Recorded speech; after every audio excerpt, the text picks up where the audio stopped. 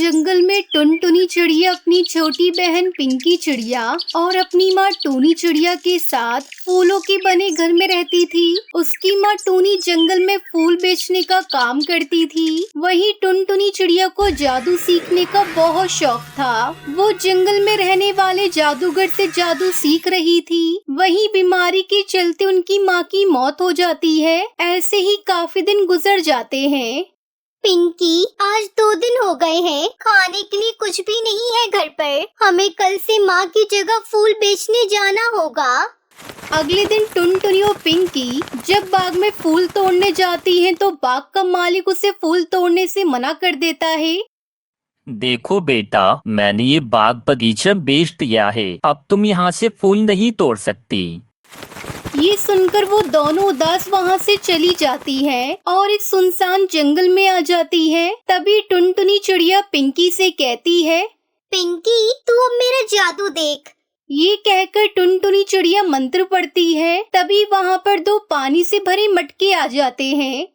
पिंकी, पानी का एक मटका मेरे ऊपर डाल दो। उसके बाद जब मैं फूल में बदलूंगी तो ध्यान रहे फूल तोड़ने के दरमियान टहनियाँ पत्तों को चोट ना पहुँचे। और जैसे ही पूरे फूल तोड़ जाए तो मुझ पर ये पानी का दूसरा मटका डाल देना। मैं फिर से अपने असली रूप में आ जाऊंगी। पिंकी जैसे ही टुनटुनी के ऊपर पानी डालती है वो एक बहुत ही खूबसूरत फूल के पेड़ में बदल जाती है। पिंकी जल्दी से पेड़ से फूल तोड़कर अपनी टोकरी भर लेती है और फिर दूसरा पानी का मटका उसके ऊपर डाल देती है और वो दोनों उस फूल को लेकर जंगल में जाकर बेचने लगती है। फूल ले लो, फूल, रंग बिरंगी खुशबूदार फूल ले लो। वो फूल इतने सुंदर सुगंधित होते हैं कि हर कोई इस फूल की खुशबू की खूब प्रशंसा करते हैं और उनसे वो फूल खरीदने लगते हैं। इधर दूसरे जंगल में हरिया नाम का एक राजा था जो काफी दिनों से बीमार था। कोई भी दवा उस पर असर नहीं कर पा रही थी। उसका सेनापति कालू कौआ बहुत परेशान था। तभी एक सेवक वहाँ फूल लेकर आया। फूल को देखकर राजा हरिया तोता ने थोड़ी हरकत की। सेनापति कालू, ये फूल तो बहुत मनमोहन है। कृपया इसे हमारे पास रख दीजिए। सुनो सिपाही, कहाँ से मिला तुम्हें ये फूल? इस राज्य का चप्पा चप्पा छान मारो और इस पूरे महल को इस फूल से सजा दो। सिपाही वो फूल पूरे जंगल में ढूंढते हैं मगर उन्हें नहीं मिलते। तभी कालू कौवे को टुनटुनी और पिंकी फूल बेचती हुई नजर आती है। फूल ले लो, फूल, रंग बिरंगे फूल ले लो। कालू को उनसे सारे फूल खरीद लेता है। तभी राजा हरिया तोता पूरी तरह ठीक हो जाता है और अपने सेनापति से कहता है, कालू, मुझे आज इस टुनटुनी से शादी करनी है। इन्होंने मेरी जान बचाई है और अब हम इन्हीं के साथ अपनी जिंदगी बिताना चाहते हैं। फिर कुछ ही देर में राजा हरिया तोता टुनटुनी चिड़िया से शादी कर लेता है। टुनटुनी, तुम तो बहुत ही खूबसूरत हो, बिल्कुल एक फूल की तरह। लेकिन एक बात बताओ, ये खूबसूरत फूल आप कहाँ से लाती हो? जहाँ तक मेरा तजुर्बा है, मैंने आज तक जीवन में सद्भुत फूल को नहीं देखा है। फिर टुनटुनी चिड़िया अपने जादू के बारे में राजा हरिया तोता को सब बता देती है। क्या तुम फूल बन सकती हो? क्या तुम मेरे लिए एक बार फूल बन सकती हो? यकीन करो, मैं फिर तुम्हें दोबारा ऐसे करने को नहीं बोलूँगा। क्यों नहीं, लेकिन हमें इसके लिए सुरक्षित स्थान पर जाना चाहिए।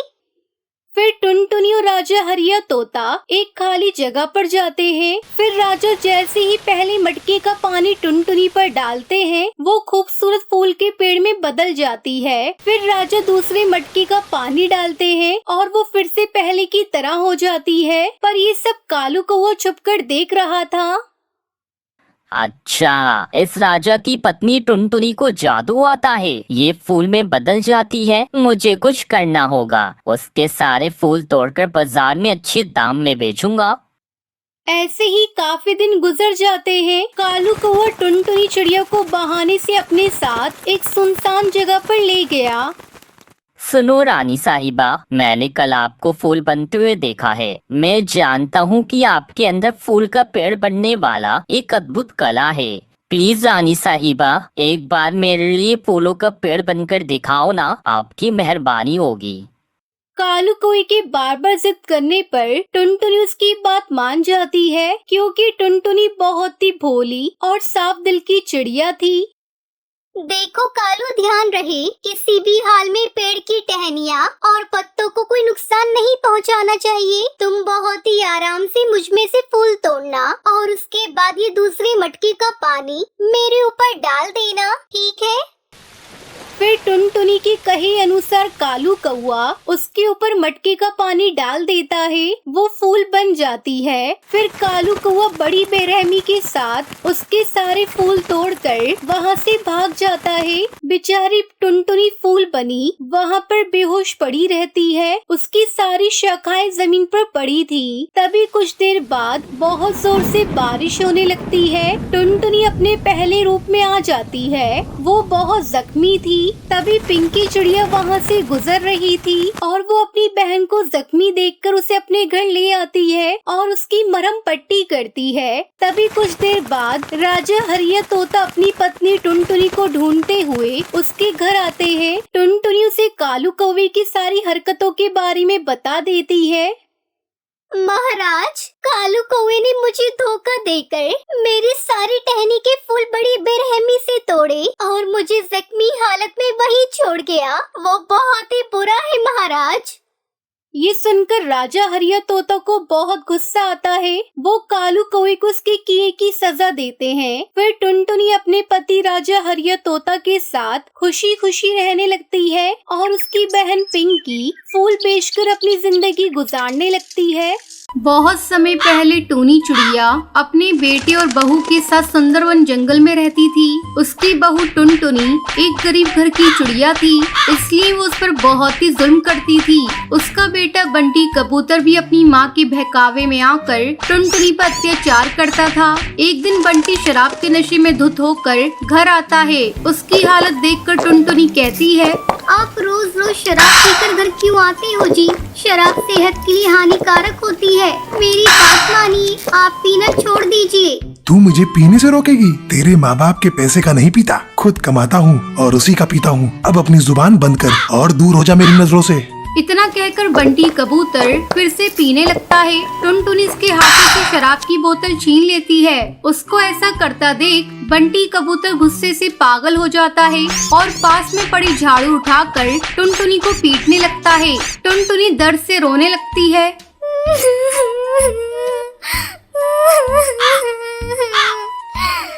मुझे मत मारो, मैंने क्या गलत किया है? बेटी और बहू के झगड़ने की आवाज सुनकर टूनी चिड़िया वहाँ आती है। आते ही वो भी टुनटुनी को डांटने लगती है। क्यों री करमजली, क्यों हर समय मेरे बेटे से लड़ती झगड़ती रहती है? इसके खाने पीने से तुझे क्या दिक्कत है? कंगाल घर से तो आई है, तुझे क्या पता पैसे वालों के घर कैसे रहन सहन होते हैं? आप ये कैसी बातें कर रही हैं माँ जी? अपने ही बेटे को मौत के मुंह में धकेल रही है। मैं तो उसके भले के लिए ही कह रही हूँ। कल मुही, अब तू जुबान ही चलाती रहेगी या मेरे बेटे को कुछ खाने को भी देगी? बेचारा दिन भर का थका हारा घर लौटा है। जा जाकर इसके लिए गर्मा गर्म भोजन तैयार कर। टुनटुनी रोती हुई खाना बनाने चली जाती है। कुछ दिन इसी तरह गुजर जाते हैं। एक दिन टुनटुनी एक अंडा देती है। अंडे को देखकर टुनटुनी बहुत खुश थी। हो सकता है बंटी कबूतर अब अपने बच्चे को देखकर सुधर जाए। लेकिन टुनटुनी की ये खुशी ज्यादा दिनों तक टिक नहीं सकी। एक दिन टुनटुनी अंडे से बच्चे के बाहर आने का इंतजार कर रही थी। तभी एक नन्ही चिड़िया उस अंडे से बाहर आती है। उसे देखकर टूनी चिड़िया चिल्लाने लगती है, अरे करमजली कुल लक्षणी, बेटी पैदा करके तूने मेरे कुल का सत्यानाश कर दिया। अब मैं अपने नाते रिश्तेदारों को क्या मुंह दिखाऊंगी? आने दे मेरे बेटे को, वही फैसला करेगा। अब तू इस घर में नहीं रहेगी। रात होने पर बंटी कबूतर घर आता है। तब टूनी नमक मिर्च लगाकर उसे भड़काने लगती है। देख ले बेटा, अब तुझे ही फैसला करना है, ये कुल लक्षणी इस घर में रहेगी या नहीं। मैं तो कहती हूँ इसे अभी घर से बाहर निकाल दे, मैं तेरी दूसरी शादी करवा दूंगी। अपनी माँ की बातें सुनकर बंटी कबूतर चिल्लाने लगता है, तू अभी और इसी वक्त अपनी बेटी को लेकर यहाँ से दफा हो जा। अब तेरी यहाँ कोई जगह नहीं है। अपने पति की मुंह से ऐसी बातें सुनकर टुनटुनी चिड़िया जोर जोर से रोने लगती है।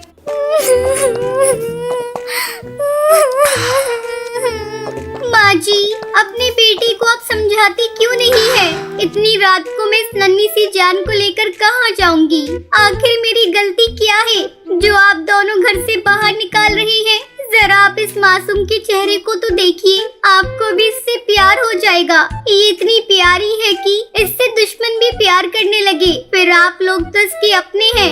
अरे वाह बहू, तू भूल गई ये घर मेरा है। चल भाग यहाँ से। मेरे बेटे ने जो फैसला किया है वो सही है। अब तू यहाँ नहीं रह सकती। दोनों माँ बेटे मिलकर टुनटुनी को घर से बाहर भगा देते हैं। रोते रोते टुनटुनी अपनी बेटी को लेकर वहाँ से जाने लगती है। ठीक है माँ जी, मैं जा रही हूँ अपनी बेटी को लेकर, लेकिन आपको एक न एक दिन अपनी गलती का एहसास होगा।